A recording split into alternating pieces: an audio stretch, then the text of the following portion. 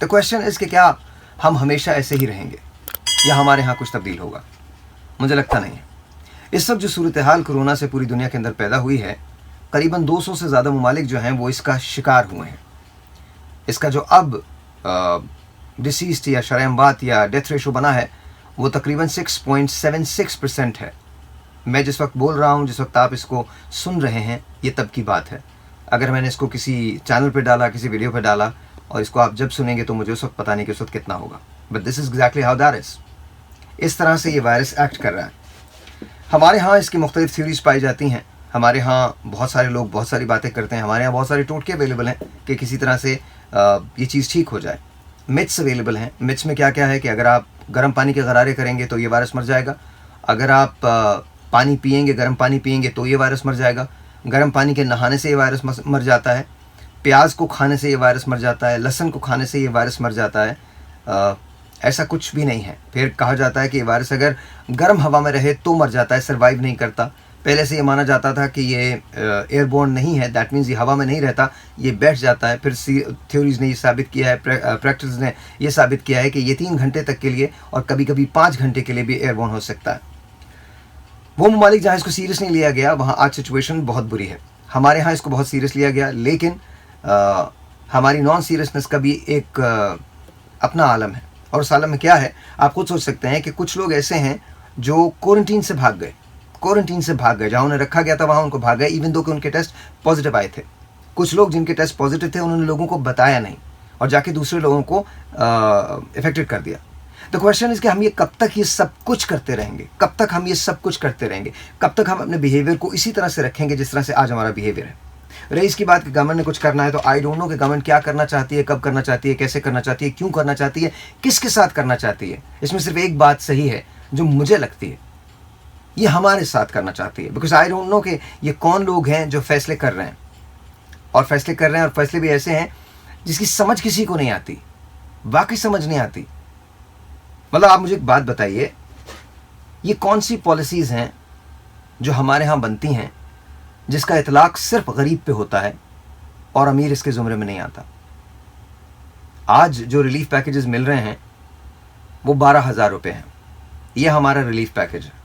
Here is my question, क्या 12,000 रुपये तमाम घरानों के लिए काफ़ी हैं? उन घरानों के लिए काफ़ी हैं? आई डू अंडरस्टैंड कि मेरी बात शायद बहुत सारे लोगों को बुरी लगे, शायद चुभे भी बहुत सारे लोगों को, but here is my question, चुभने दो, सही है। अगर वो लगती है आपको तो लगने दो, बिकॉज इनफ। कब तक ये सब खेल होता रहेगा? ये खेल इसी तरह से चल रहा है और चलता रहेगा। हम अपने कर्जे माफ़ करवाने में लगे हुए हैं और मज़ीद कर्जे मांगने में लगे हुए हैं। सवाल यह है कि वो कर्जे जो माफ़ हो गए हैं और वो कर्जे जो मिले हैं उसका हिसाब कौन देगा? अभी हमारी पेमेंट्स को 1 साल के लिए रोक दिया गया है कि जी हम कर्ज़ों में अदायगी 1 साल के बाद करेंगे। बिल्कुल ठीक। और उस दौरान हमको कर्जे मुसलसल मिलते रहेंगे। कभी जापान हमारे लिए अनाउंस करता है, कभी एशियाई बैंक हमारे लिए अनाउंस करता है कि इतने पैसे मिल गए, इतने पैसे मिल गए, इतने पैसे मिल गए। वो पैसे मिल ज़रूर रहे हैं और मिल जाएंगे। क्वेश्चन इज़ वो जाएंगे तो जब मिलेंगे तो फिर जाएंगे कहाँ? क्या उसके फ्रूट्स आम आदमी तक पहुँचेंगे? ये सवाल वो है जो खान साहब को खुद करना चाहिए अपने एडवाइज़र से या अपने लोगों से करना चाहिए। बिकॉज अगर ये सवाल उन्होंने अब नहीं किया तो वो कभी नहीं कर सकेंगे।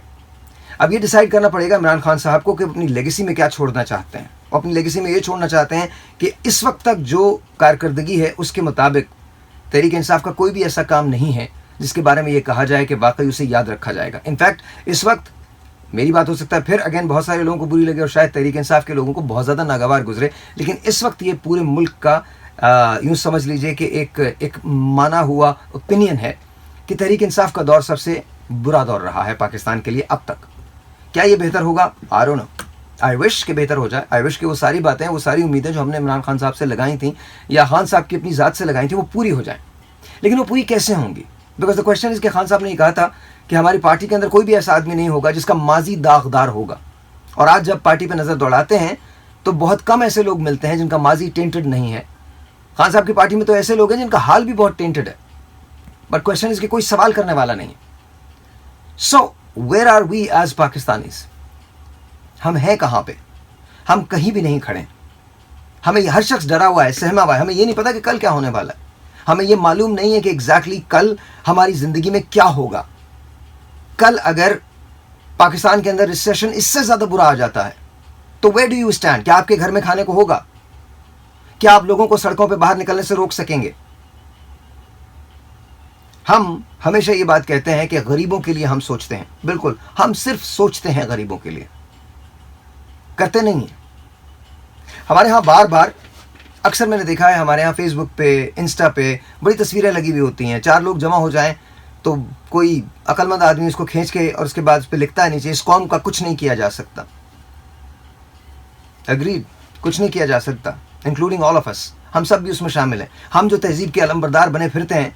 मुझे एक बात बता दीजिए, उस कौम जिसको 72 साल तक पीने का साफ पानी नहीं दिया गया, जिसके पास निसाब की किताबें वही हैं जो पिछले 50 साल से चल रही हैं, जहां हर आदमी को घर पे छत, उसके घर पे छत मैसर, उसके सर पे छत मैसर नहीं है, जहां हेल्थ केयर सिस्टम का यह हाल है कि अगर हमारे मुल्क में एनजीओज ना हो तो यह सारा सिस्टम कोलैप्स हो जाए, जहां पर बड़े बड़े ऑपरेशंस बोन मैरो से लेकर थैलेसीमिया तक जहां गवर्नमेंट स्ट्रक्चर में नहीं किए जाते हों, जहां का इन्हिसार इस बात पे हो कि अगर हमारे मुल्क से फिलैंथ्रोपी को निकाल दिया जाए, जो हमारे फिलैंथ्रोपिस्ट होते हैं, अगर उसको निकाल दिया जाए तो हमारे मुल्क में हमारा ये जितना हेल्थ का इंफ्रास्ट्रक्चर है ये गिर जाएगा, खत्म हो जाएगा। वहां बड़ी मुश्किल से कुछ किया जा सकता है, बहुत मुश्किल से कुछ किया जा सकता है। क्वेश्चन इज कि हम कब तक ऐसे रहेंगे?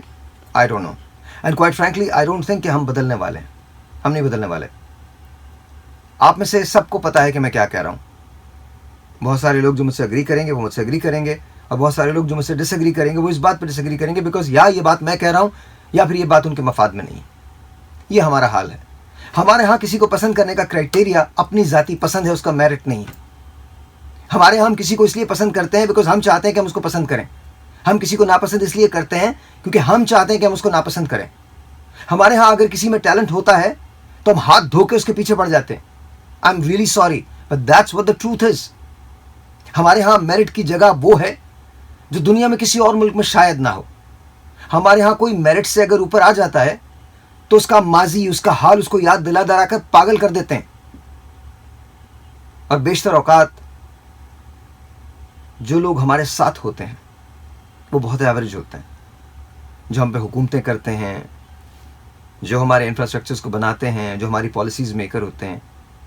उन्हें खुद एडवाइस की ज़रूरत होती है और वो एडवाइजर्स होते हैं, और वो आपको बताते हैं कि आपने चलना कैसे इस दुनिया में, इस बदलती हुई दुनिया में जहाँ पाकिस्तान ने अपना मकाम बनाना है।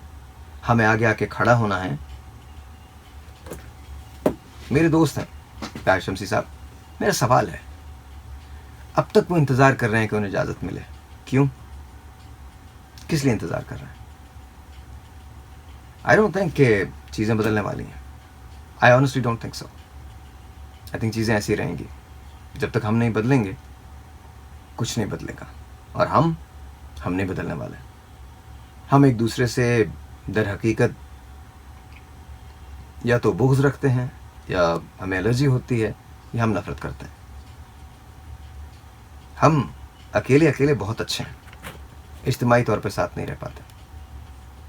हमें हर वो आदमी जिसका ताल्लुक़ किसी और मुल्क से है, किसी और कल्चर से है, किसी और माशरे से है, वो हीरो लगता है, और अपने यहाँ के हीरोज़ को हम ज़ीरो बनाने में लगे रहते हैं। यहाँ आप किसी को भी ला के खड़ा कर दें, यहाँ जो झूठ बोलता है और ज़ोर से बोलता है और धोखा देता है और झूठ से काम लेता है, वो हीरो होता है। उसको सब जानते हैं, इसके बावजूद उसके बारे में बात नहीं करते। पता होता है कि बेईमान है लेकिन ईमानदारी पे लेक्चर देता है। पता होता है कि झूठ बोलता है लेकिन सच की बातें करता है। पता सब होता है लेकिन हम बेखबरी का मुजाहरा करते हैं और ये सोचते हैं कि बस यार ठीक है। At the end of the day यही हमारा हाल है और हम ऐसे ही हैं। आप भी इंजॉय कीजिए, मैं भी इंजॉय करता हूँ। बाजी जाए अतफाल है दुनिया मेरे आगे, होता है शब रोज़ तमाशा मेरे आगे।